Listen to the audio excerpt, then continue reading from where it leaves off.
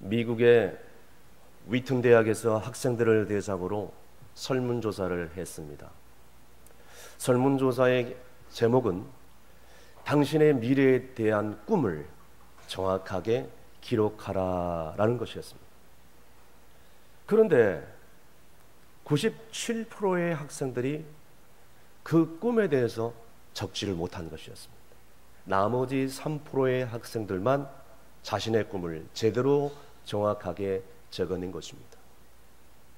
그 이후에 세월이 흘러 이 학생들을 역추적 조사를 했습니다. 과연 이 학생들은 어떠한 삶을 살고 있을까? 네, 놀라운 사실을 발견했다고 합니다.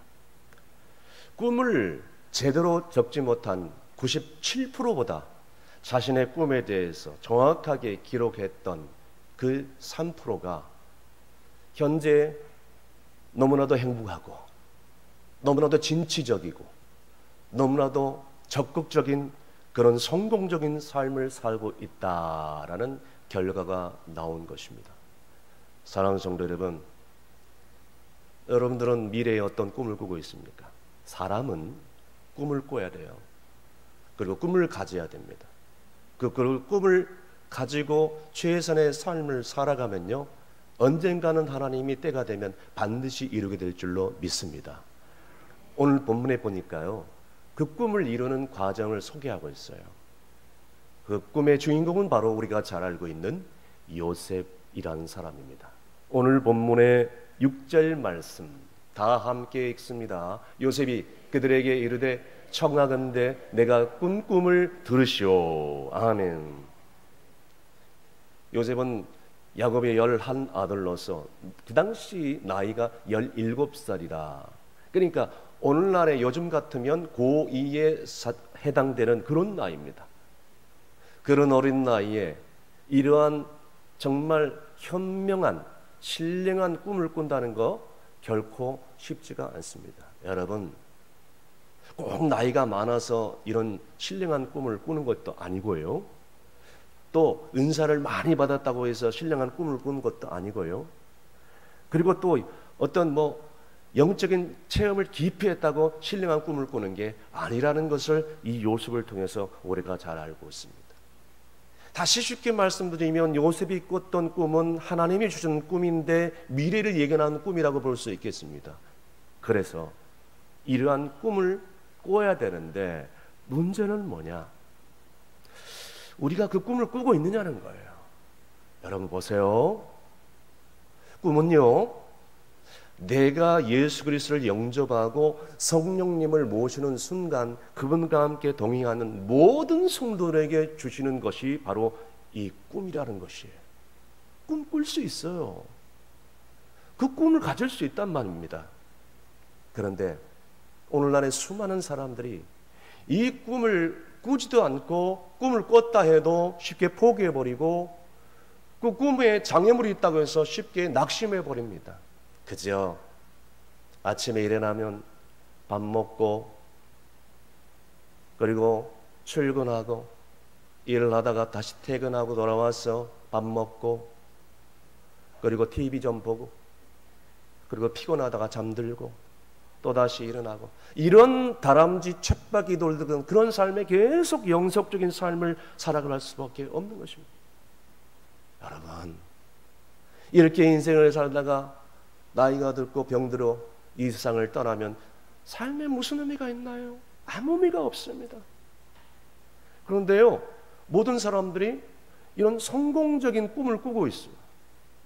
이런 꿈을 꾸지 않는 사람은 별로 없을 거예요. 저는 오늘 이 시간에 이런 세속적인 세상적인 꿈에 대해서 강요하거나 나누고 싶지는 않아요. 오늘 하나님이 주신 꿈, 요셉의 꿈이 뭐냐는 거예요. 적어도 정말로 내가 하나님이 주시는 그런 거룩하고 고귀한 꿈을 가지고 있느냐? 내가 예수 그리스도를 영접하고 신앙생활을 오래 했는데 오직 자기 자녀, 자기 성공, 자기 가족 형통만을 위한 꿈을 꾸고 있는가? 아니면 정말 하나님이 주시는 고귀하고 거룩한 꿈을 가지고 있어야 되는가? 우리 모두 다 하나님이 주시는 거룩한 꿈, 고귀한 꿈을 가져야 되는 것으로 믿습니다. 적어도요, 예수 그리스도를 영접하고 그분의 십자가의 사랑을 처음 했다면 오늘 이 시간에도 온 천하보다도 귀한 한 영혼, 그 영혼을 구원하고자 하는 열망과 간절한 소원을 가지는 그 꿈, 오늘도 남모르게 상처받고 고통 가운데 있는 그런 사람들을 향하여서 다가가서 그들을 도와주고 위로해주고 치유해주는 그 꿈, 오늘도 정말 불행 가운데 살아가는 사람들을 다가가서 우리 도움이 필요한 사람들, 나는 내가 너무나도 부족하지만 정말 그들에게 먼저 찾아가서 사랑으로 저들을 감동을 시키고 도와줄 게 뭐 있겠나 하면서 그들을 위로해주고, 남이 알든 모르든 간에 그들을 위로해주고 봉사하는 꿈, 아름다운 꿈이지 않겠어요? 다음 세대를 살리는 꿈, 교회가 자체적으로 해외 선교지에 교회를 건축하여서 헌당하는 그 꿈, 기타 등등의 그 꿈, 여러분, 우리가 꿔야 될 꿈은 바로 그러한 꿈인 줄로 믿으시길 바랍니다. 우리 주변에 꿈을 꾸면서 성공한 인생들이 얼마나 많은지 몰라요. 우리가 잘 알고 있는 가수 인순이를 잘 아실 것입니다. 6.25 전쟁이 끝난 다음에 미군 흑인 군인 아버지와 우리 한국인 어머니 사이에서 태어났어. 아니, 호너라도 태어나 보니까 주변의 사람들과 친구들이 얼마나 조롱하고 멸시하는지 견딜 수가 없는 거예요. 그 당시만 해도 혼혈아에 대한 심한 차별이 심하지 않았습니까? 여기를 가도 놀려요, 저기를 가도 놀려요. 그런데요, 아버지가 어느 날 훌쩍 미국으로 떠나가 버리는 바람에 생계가 너무나도 힘들어 가난의 쪼다들 밖에 없었어요. 학교를 제대로 다닐 수 있나요? 중학교밖에 나오지 못했어요. 배고픔과 따가운 시선 가운데서 살아갈 수밖에 없었어요. 조롱과 주변의 멸시 가운데서 그 가운데 살아갈 수밖에 없었는데, 그런데 가장 견디기 어려운 것은 그의 마음 가운데 드는 깊은 그런 상처였어요. 부모에게 받은 상처, 사람들에게 받은 상처, 결국 이 혼혈아로서 더 이상 견딜 수 없었던 것입니다. 그 순간 동생은 그걸 견디지 못해서 미국으로 훌쩍 이민 떠나버렸어요. 아버지도 떠났죠, 어머니도 떠나가 버렸죠, 동생도 떠나가 버렸죠. 딸랑 남아있는 것은 자신 혼자뿐이었어요. 너무너무 외로웠어요. 아무도 나를 위로해 줄 사람이 없어요. 그때였어요, 우리 주님이 이 인순 씨를 향해 다가갑니다. 그리고 그녀를 위로하기 시작합니다. 그와 함께 해주시고 동행해 주시고 끝까지 붙잡아 주셨어요. 그러니까 그녀가 그 순간부터 주님을 만나고 난 뒤로 인생이 완전히 바뀌어져서 목 터져라고 노래를 부르는 거예요. 1978년에 희자매로 가수로 데뷔를 했는데 인기를 누리지 못합니다. 그런데요, 하나님이 그녀와 함께 하시니까 그녀가 10년 전에 부른 노래 그 위에 꿈이란 노래가 역주행을 해가지고 인기의 차트에 올라가기 시작했습니다. 그래서 결국에는 가수왕으로 다시 한번 인기를 회복할 수 있었던 것이에요. 여러분, 그 위의 꿈 노래 아시죠? 그 후렴 가사가 저는 너무나도 감동이 됩니다. 후렴 가사 제가 한번 읽어볼게요. 그래요, 난 꿈이 있어요. 그 꿈을 믿어요. 나를 지켜봐요. 저 차갑게 서 있는 운명이라는 벽 앞에 당당히 마주칠 수 있어요. 언젠가 난 그 벽을 넘어서 저 하늘을 높이 나를 수 있어요. 이 무거운 세상도 나를 묶을 수 없죠. 내 삶의 끝에서 나 웃을 그날을 함께해요. 할렐루야. 저는 이 노래를 부를 때마다 한 가수의 노래로 국한하고 싶지 않습니다. 이것이 뭐 유행가다, 세상 노래다, 저는 취급하고 싶지 않아요. 왜냐? 한 사람의 인생에 달린 그 인생이 다 들어가 있는 절규의 함성이 이 노래 가운데 다 들어가 있기 때문에 저는 이 노래를 자주 부릅니다. 마침내 그녀는요, 그 어려운 환경 가운데서 그 상처를 주님 안에 치유받고 주님과 함께 혼혈아라는 그 깊은 상처를 다 벗어버리고 이 땅에서 떳떳하게 과수왕으로 예수 그리스도를 믿는 하나님의 자녀는 하나님의 축복을 받을 수 있다는 그런 놀라운 행복을 노래하는, 축복을 노래하는 그런 꿈의 가수를 세상 사람들에게 보여주신 것입니다. 사랑하는 성도 여러분, 다시 한번 묻습니다.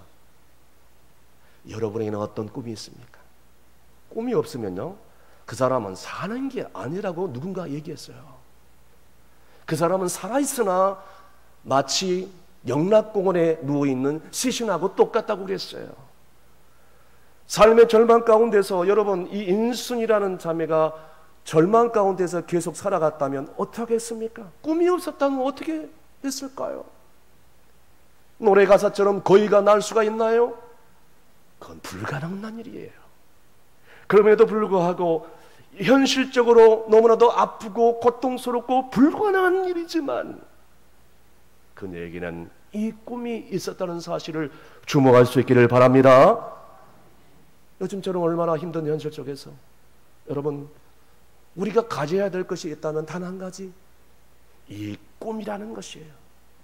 저는 그렇기 때문에 지금 목회하면서 수십 년 동안 여러분에게 강조하고 나누었던 그 은혜스러운 말씀이 있어요. 그것은 잠언 29장 18절 말씀입니다. 다 함께 큰 소리 읽습니다. 시작. 묵시가 없으면 백성이 방자에 행하거니와 율법을 지키는 자는 복이 있느니라. 아멘. 묵시가 없으면, 꿈이 없으면, 하나님의 그 비전과 말씀이 없으면 자녀들은 자연스럽게 방황하고 세상 가운데서 술 취함 가운데서 있을 수밖에 없다라고 지금 얘기를 하고 있습니다. 여러분, 꿈이 없으면요, 그 사람은 그냥 되는 대로 사는 거예요. 에라 모르겠다, 되는 대로 살자. 그런데요, 적어도 우리 하나님께서 내게 주시는 그런 하나님의 말씀, 그 꿈을 믿고 순종하며 살아간다면 그 성도에게는 언젠가는 하나님께서 그 간절한 꿈에 응답해 주실 줄로 믿을 수 있기를 바랍니다. 계속해서 본문 8절 말씀 다 함께 읽습니다. 그의 형들이 그에게 이르되 내가 참으로 우리의 왕이 되겠느냐, 참으로 우리를 다스리게 되겠느냐 하고 그의 꿈과 그야말로 말미암아 그를 더욱 미워하더니. 아멘. 방금 말씀에 있는 것처럼 요셉의 이복 형제들은 그렇게 요셉에 대해서 공격적이었고 반발심이 강했습니다. 그렇지 않아도 이 요셉이 이복 형제들의 잘못이 있으면 그냥 가서 아버지한테 일러버려요. 그러니까 그 반발심에 대한 그 강한 그런 복수심으로 불타올랐어요. 무엇보다도 노년에 얻은 이 아들 요셉에 대해서 정말 특별한 사랑을 이 아들에게 쏟아부은 거예요. 편애를 한 겁니다, 쉽게 말하면. 그래서 아름다운 채석을 입혀서 그 요셉에게 특별히 입혀준 거예요. 여러분, 질문하겠어요. 왜 야곱이 아버지가 요셉만 편애를 했을까요? 저는 성경을 읽으면서 그 해답을 찾을 수가 있었어요. 야곱이 요셉을 편애한 이유는 자기가 사랑했던 아내 라헬이 죽으면서 요셉의 동생 베냐민을 낳으면서 아내가 죽어버린 거예요. 그러니까 그 아내를 잊지 못하고 그 아내에 대한 그 사랑을 요셉에게 다 쏟아붓는 거예요. 요셉의 얼굴을 보면 아내 라헬이 생각나는 거예요. 그러니까 그렇게 사랑했던 거예요. 그런데 이복 형제들은 이걸 모르죠. 더욱이 꿈을 꾸면서 형님들의 곡식단이 내 곡식단의 구복 절합디다 라고 하니까 얼마나 미워갔어요. 그런데요, 보세요. 요셉은 그 꿈을 한시도 잊어본 적이 없어요. 해와 달과 11별, 즉 아버지 그리고 어머니 이복 형제 11명이 자기에게 절한다는, 마침내 나중에 그렇게 될 것이라는 그 꿈을 꾸면서 결코 그 꿈을 포기하지 않았던 것입니다. 여러분, 우리가 꿈을 꾸면서 살아간다면 여러 가지 알게 모르게 장애물이 등장합니다. 그 장애물이 등장하잖아요. 그 장애물이 등장하는 순간 주변에 있는 사람들이 꿈을 가지고 있는 나에게 비아냥거리고 조롱하고 무시하고 엄청난 그런 어려움을 안겨다 줄 때가 종종 있을 때가 있어요. 어느 교회 목사님께서 교인들을 향하여 큰 소리로 선포를 했습니다. 사랑하는 성도 여러분, 저는 꿈이 있습니다. 우리 모든 성도들과 함께 천국에 가는 것이 꿈입니다. 이 말씀이 끝나자마자 평소에 담임 목사님에 대해서 못마땅해하고 불만을 품었던 한 집사님이 예배가 딱 끝나자마자 목사님을 찾아간 거예요. 목사님, 할 얘기 있습니다. 뭡니까? 목사님, 진짜 목사님은요, 천국에 안 들어가요. 천국에 들어가는 목사님은 가짜 목사님이에요. 왠지 아세요? 진짜 목사님은요, 저 지옥에 들어가 있는 그 형제 자매들에게 가서 그들의 상처를 싸매주고 위로해 주는 것이 진짜 목사님이에요. 진짜 목사님은요, 천국에 가는 것보다 저 지옥까지 가가지고 지옥에 가서 전도하는 게 진짜 목사님 아니에요? 내 말이 틀렸어요? 이 얘기를 듣고 너무가 어이가 없어가지고 목사님이 영 헷갈리더랍니다. 사랑하는 성도 여러분, 여러분에게 물어보겠습니다. 목사님은 지옥까지 가서 전도를 해야 되는 게 맞습니까? 여러분, 우리가 꿈을 가지면서 살아간다 할 때에 여러 가지 이런저런 말도 안 되는 소리, 논리, 이론을 가지고 우리를 반박하고 공격하는 사람들이 우리 주변에 얼마나 많은지 몰라요. 그래서요, 내가 지금까지 주님의 은혜 가운데 사명 감당하고 여기까지 왔는데 주변에 그런 방해하는 소리들이, 방해하는 그런 공격하는 사람들이, 반대하는 사람들이 너무너무 많기에 내가 꼭 이렇게 사명 감당해야 되겠나? 내가 이런 무시를 당하면서 이런 일을 계속 해야 되겠나? 막 이런 생각이 들 때가 있고 포기하고 싶을 때가 너무나 많어요. 몸부림치는 순간이 너무나 많아요. 여러분, 그런데요, 그 꿈을 포기하지 않고 요셉처럼 힘들고 어려운 고난 순간들을 다 지나갈 때 하나님께서는 그걸 다 기억해 주셔서 마침내 하나님의 그 뜻 가운데서 모든 것이 합력하여 하나님의 뜻이 이루어지는 줄로 믿으시길 바랍니다. 그래서 우리에게 늘 힘이 되는 그런 말씀이에요. 갈라디아서 6장 9절 말씀이에요. 다 함께 읽습니다. 우리가 선을 행하되 낙심하지 말지니 포기하지 아니하면 때가 이름에 거두리라. 아멘. 여러분, 우리가 꿈을 꿨을 때, 비전을 가졌을 때 주변의 사람들이 방해하고 또 반대하는 소리로 정말 나를 낙심케 만들지라도 방금 읽은 말씀처럼 하나님이 주신 꿈이라면, 하나님이 주시는 비전이라면, 하나님이 내게 주신 사명감이라면 그 어떤 일이 있을지라도 끝까지 인내하고요, 기도하고요, 주님의 말씀을 부여잡고요, 그리고 어떤 방해가 있을지라도 결단코 흔들림 없이 그 꿈을 향하여 달려갈 수 있는 여러분이 될 수 있기를 간절히 바랍니다. 마지막 본문 10절 말씀 다 함께 읽습니다. 그가 그의 꿈을 아버지와 형들에게 말하며 아버지가 그를 꾸짖고 그에게 이르되 내가 꾼 꿈이 무엇이냐? 나와 내 어머니와 형들이 참으로 가서 땅에 엎드려 내게 절하겠느냐? 아멘. 여러분, 부모님들과 형제들이 그렇게 싫어하면, 그렇게 반박하고 반대하면 좀 인내하고 정말 참을만 한데 요셉은 그러지 않았습니다. 왜냐하면 하나님이 주시는 꿈이라고 믿었기 때문에, 하나님이 주시는 꿈에 대해서 침묵하지 않았다는 것이에요. 그 꿈을 꾸는 순간 형제들과 가족들에게 계속해서 그 꿈에 대해서 증거하고요, 선포하고요, 입을 열어서 계속 꿈에 대해서 얘기를 하고 간증하는 것이에요. 그러다 듣다 못해 아버지가 성질 나가지고 요셉을 향하여 꾸짖습니다. 요셉아, 아들아, 네가 꾼 꿈이 도대체 뭐냐? 나와 네 애미와 네 이복 형제들이 네 앞에서 무릎 꿇고 절해야 되는 게 지금 맞냐? 아버지 야곱도 이렇게 더 이상 참지 못해서 이런 말을 해버리는 거예요.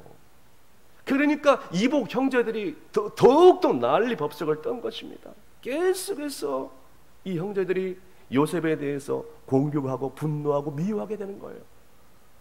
형들은 요셉의 꿈에 대해서 한 귀로 듣고 한 귀로 흘려버렸어요. 오히려 공격을 하고 비난하기 시작했지요. 그런데 아버지 야곱만큼은 이 요셉의 꿈에 대해서 그래도 좀 아들이 꾼 꿈이라서 사랑했던 아들이잖아요. 그 꿈을 그대로 잊지 않고 기억하고 있었어요. 그리고 세월이 흘러 요셉은 하나님의 뜻 가운데 그 꿈을 이루게 된 것입니다. 여러분이 알다시피 요셉은 그 애굽 땅의 종으로 팔려가가지고 마침내 대애굽 제국의 총리 되신 자리에 오르게 됩니다.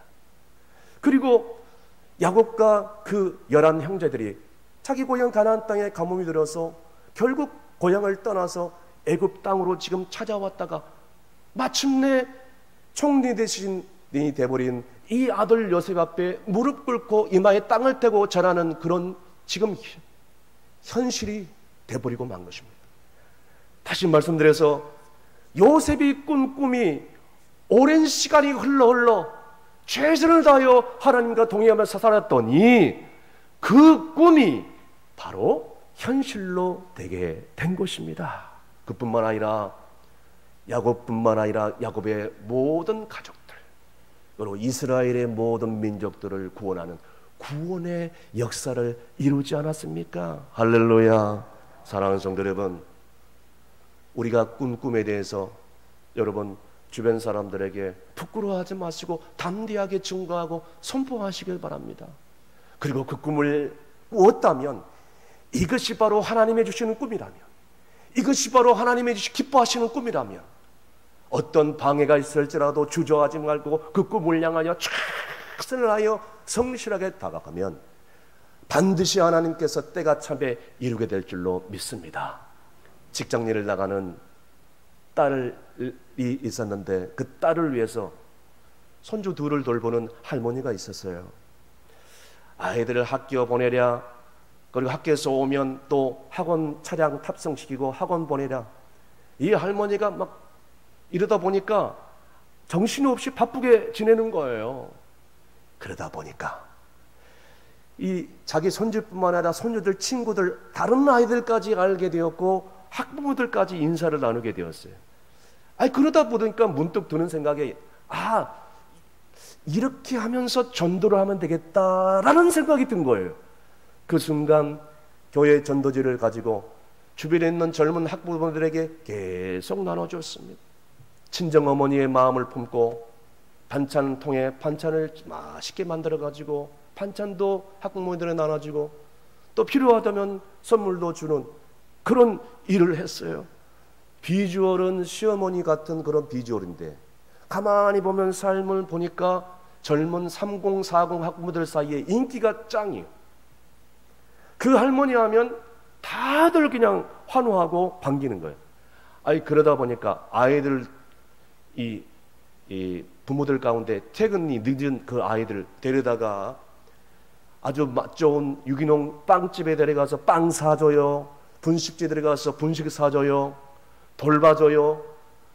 퇴근해서 늦게 온 그런 부모에게 안심하게 아이들을 넘겨주고. 그러니까 학부모들이 너무너무 감동을 받는 거예요. 아이들이 할머니가 오지 말라고 해도 할머니가 있는 교회로 저절로 제 발로 찾아오는 거예요. 이러다 보니까 학부모들도 아이들이 교회를 나오니까 학부모들도 자연스럽게 하나둘씩 나오는 거예요.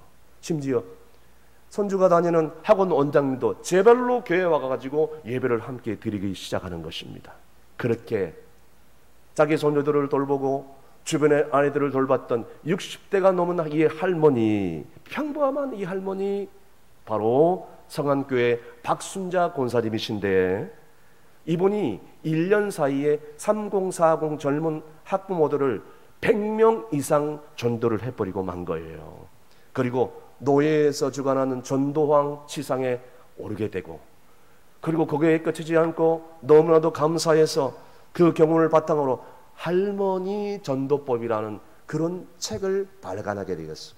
그 책을 발간하니까 불티나게 팔리는 거예요. 그 책을 보여주세요. 사진 띄워주시고. 거기에 그치지 않습니다.